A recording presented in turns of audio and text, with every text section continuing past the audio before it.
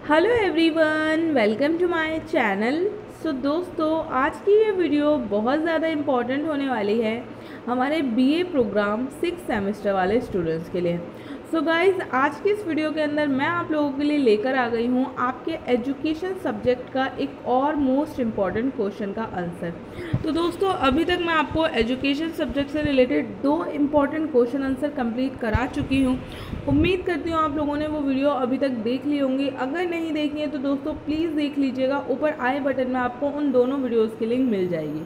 दोस्तों, आज की इस वीडियो के अंदर मैं आप लोगों के साथ जिस क्वेश्चन के बारे में डिस्कस करने वाली हूँ वो है हमारा क्वेश्चन नंबर 3। दोस्तों, क्वेश्चन नंबर 3 के अंदर हमसे पूछा जा रहा है कि भारतीय संविधान शैक्षिक नीतियों के गठन को किस तरह से प्रभावित करता है, चर्चा करें। तो दोस्तों, आप लोगों को भारतीय संविधान के बारे में बताना है कि शैक्षिक नीतियों के गठन को किस तरह से प्रभावित करना है।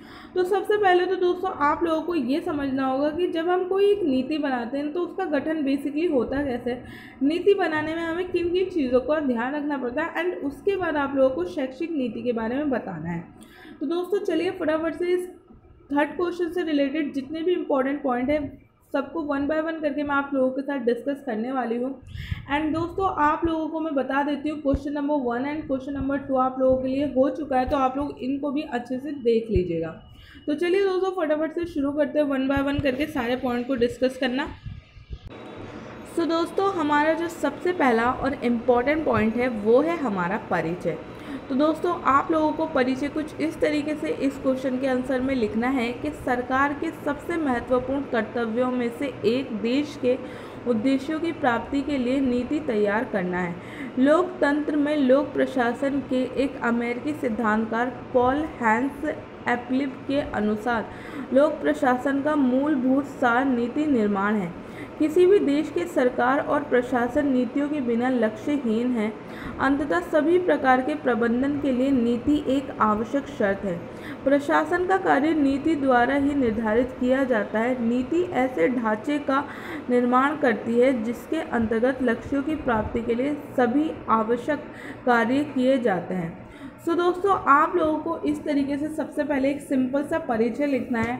आप लोगों को सबसे पहले नीति के बारे में बताना है, उसके बाद आप शैक्षिक नीति के अंतर्गत किस तरीके से संविधान प्रभावित करता है उन चीज़ों को बताइएगा। लेकिन आप लोगों को शिक्षा नीति को समझने से पहले ये समझना ज़रूरी है कि बेसिकली एक नीति का निर्माण होता कैसे है।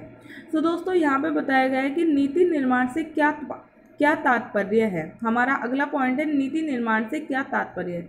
नीति एक व्यापक ढांचा है जिसमें भविष्य के लक्ष्य, योजनाएं और प्रशासन की महत्वाकांक्षाओं साथ ही उन लक्ष्यों की प्राप्ति के लिए उठाए जाने वाले कदम परिलक्षित होते हैं। डॉक्टर एप्लिप ने लिखा है कि प्रशासक लगातार भविष्य के लिए नियमों का निर्माण कर रहे हैं और प्रशासक लगातार तय कर रहे हैं कि कानून क्या है और कार्यवाही की दृष्टि से इसका क्या मायने हैं।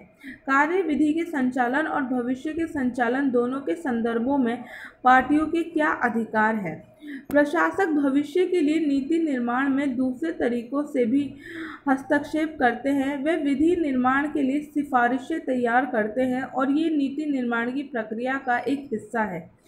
कोचनर और मेलोना के अनुसार नीति निर्माण क्या के प्रश्न उठता है।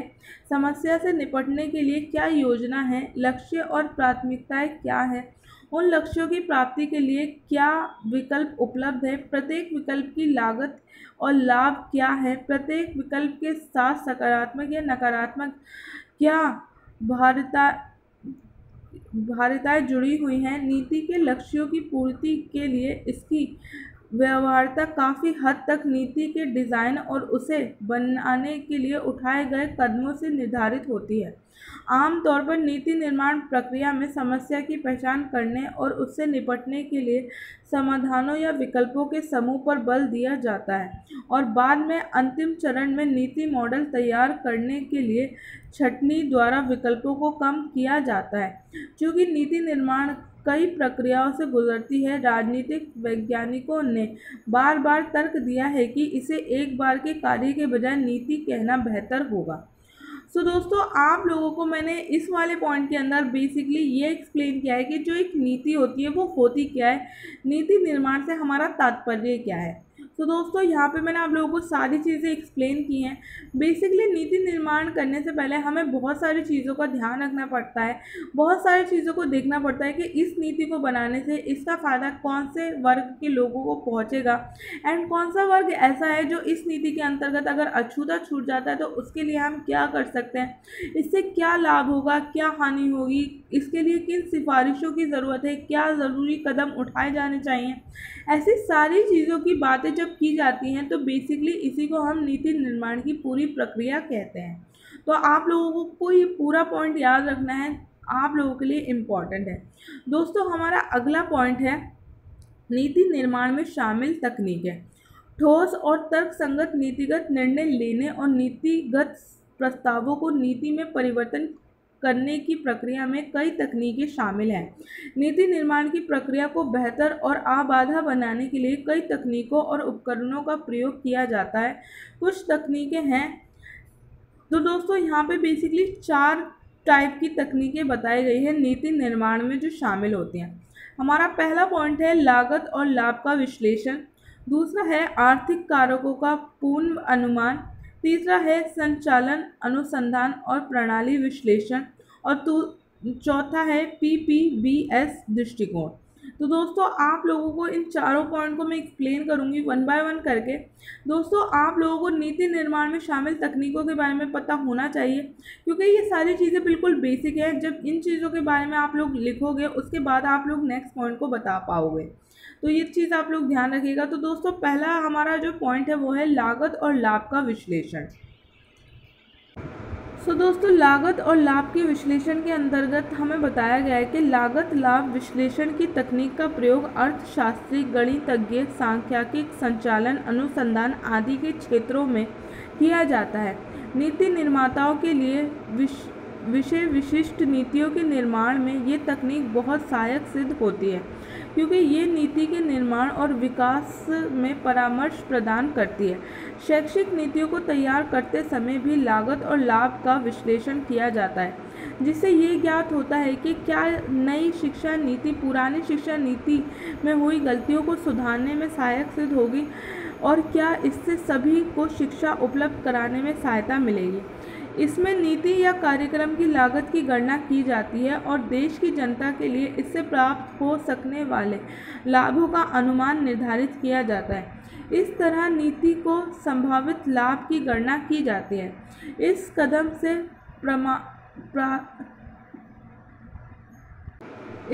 से प्राधिकरण और नीति निर्माताओं को ऐसी नीतियों या कार्यक्रम बनाने में मदद मिलती है जो सामान्य जनता को अधिकतम लाभ पहुंचाए। जबकि आलोचकों का विभिन्न मत भी है कि हर चीज़ की नाप तोल या गणना नहीं की जा सकती।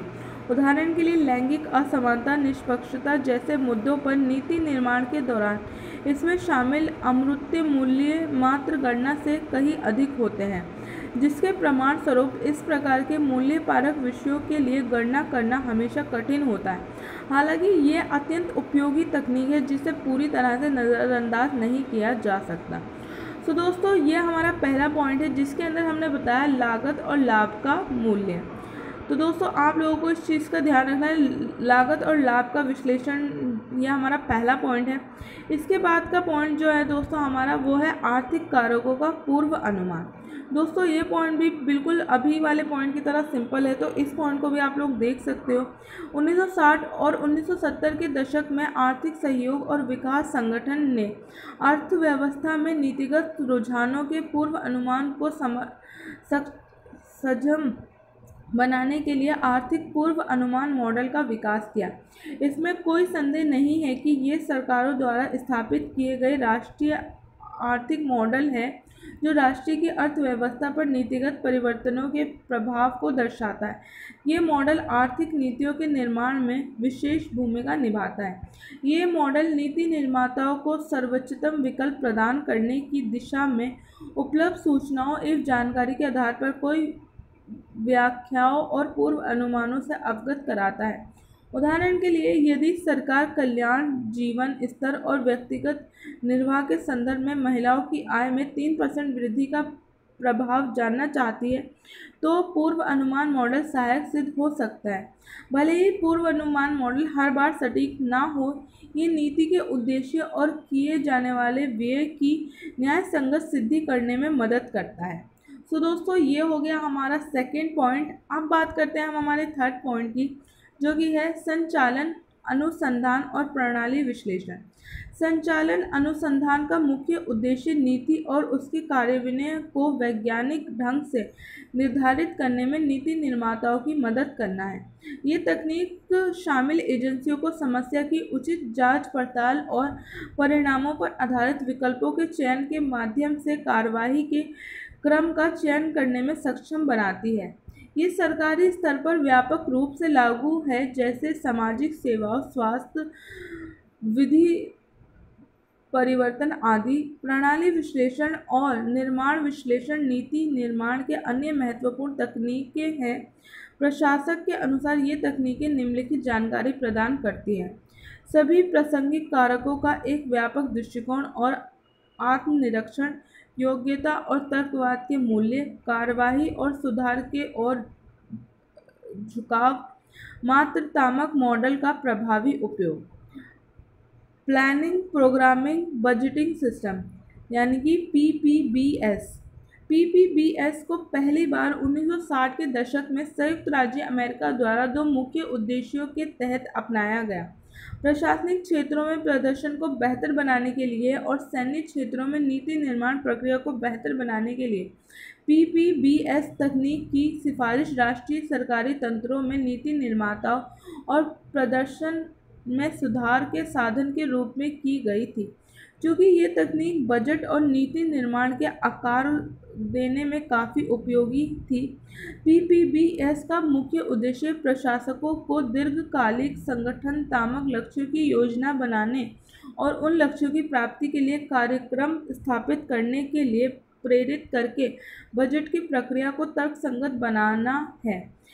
PPBS के माध्यम से नीति निर्माताओं को नीति या कार्यक्रमों से जुड़े लक्ष्यों का गहन मूल्यांकन प्राप्त होता है, जिसके बाद विकल्पों का विश्लेषण किया जाता है ताकि न्यूनतम लागत पर छायांकित उद्देश्यों को प्राप्त करने के सबसे प्रभावी तरीके की पहचान की जा सके। साथ साथ बजट प्रक्रिया का मूल्यांकन प्रत्येक कदम के साथ किया जाता है। अंततः PPBS हर कदम पर नीति या कार्यक्रम के परिणामों की समीक्षा करने का प्रयास करता है। उदाहरण के लिए, महिलाओं के लिए महात्मा गांधी राष्ट्रीय ग्रामीण रोजगार गारंटी योजना का मुख्य उद्देश्य महिलाओं को इससे मिलने वाले लाभों की समीक्षा PPBS के माध्यम से नियमित अंतराल पर की जा सकती है। उपयुक्त सभी तकनीकों ने अपने लाभ और हानियां हैं। उचित तकनीकों का चयन नीति के प्रभावी डिज़ाइन और निर्माण में उपयोग होता है और इस प्रकार राष्ट्रीय और अंतर्राष्ट्रीय सभी लक्ष्यों की प्राप्ति में सहायक होती हैं। विशेष रूप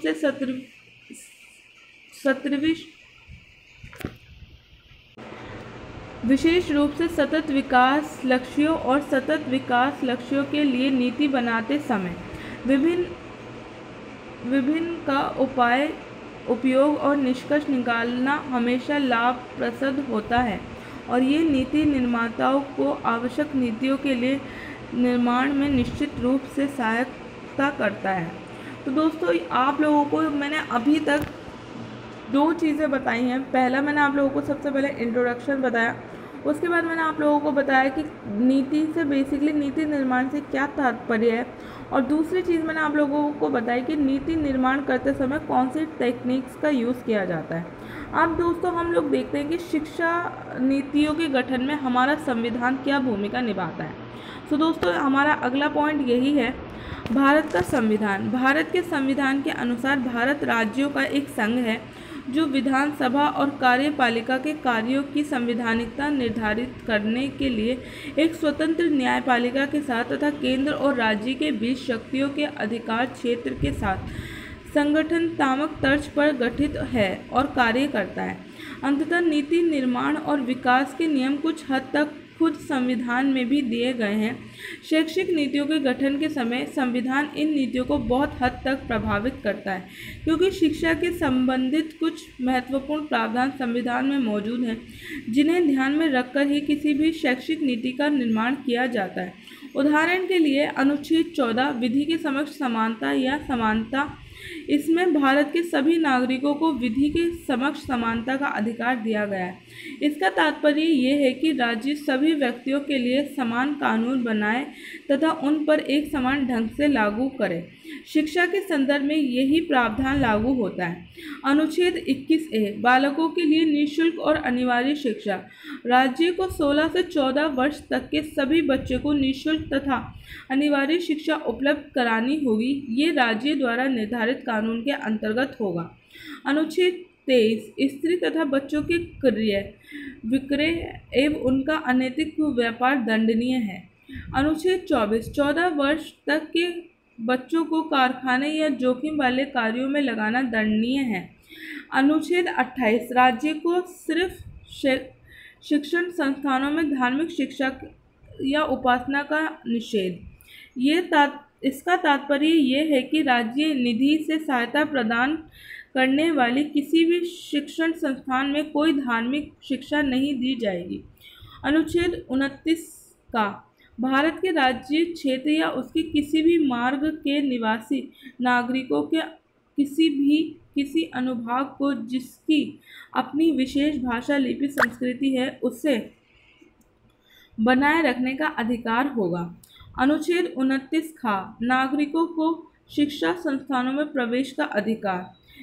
इसका तात्पर्य यह है कि राज्य निधि से सहायता प्रदान करने वाले किसी भी शिक्षा संस्थान में किसी नागरिक को केवल धर्म, जाति, भाषा या इनमें से किसी एक के आधार पर रोका नहीं जाएगा। अनुच्छेद 30(1) शिक्षा संस्थानों की स्थापना और प्रशासन करने का अल्पसंख्यक वर्ग का अधिकार। इसका तात्पर्य है कि कोई भी अल्पसंख्यक वर्ग अपनी पसंद का शैक्षिक संस्थान चला सकता है और सरकार उसे अनुदान देने में किसी भी प्रकार का भेदभाव नहीं करेगी। अनुच्छेद 30(2) शिक्षा संस्थाओं को सहायता देना में राज्य किसी शिक्षा संस्थान के विरुद्ध इस आधार पर विभेद नहीं करेगा कि वह धर्म या भाषा पर आधारित किसी अल्पसंख्यक वर्ग का है। अनुच्छेद 45 इसमें कहा गया है कि राज्य संविधान लागू होने के 10 वर्ष के अंदर 6 से 14 वर्ष तक की आयु के बालकों के लिए निःशुल्क एवं अनिवार्य शिक्षा देने की व्यवस्था करेगा। अनुच्छेद 46 अनुसूचित जाति एवं जनजाति और अन्य दुर्बल वर्गों के शिक्षा, आर्थिक हित की वृद्धि तथा शोषण से रक्षा का प्रयास करना। अनुच्छेद 343 संघ की राज्य भाषा हिंदी एवं लिपि देवनागरी होगी। अनुच्छेद 350 प्राथमिक स्तर पर मातृभाषा में शिक्षा देना। अनुच्छेद 351 हिंदी भाषा को प्रोत्साहन तथा प्रचार प्रसार करना। ये नियम नीतियों के निर्माण में अपने अधिकार पदों के उपयोग के लिए प्राधिकरण की प्रक्रिया को निर्देशित करते हैं। जैसा कि भारतीय संविधान का सर्वोच्च कानून है, प्रत्येक नीति संवैधानिक संरचना के परिपालन में तैयार की जानी चाहिए।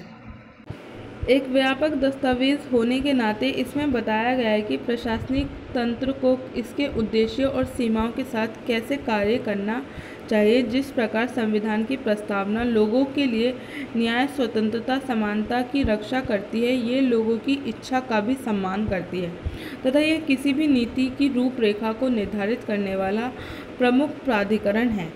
सो दोस्तों, यहाँ पे हमारा पूरा आंसर फिनिश होता है। दोस्तों, मैंने आप लोगों को सारे पॉइंट्स अच्छे से एक्सप्लेन कर दिए हैं। सबसे पहले दोस्तों, आप लोगों को इस क्वेश्चन के आंसर में मैंने परिचय बताया, उसके बाद मैंने आपको ये बताया।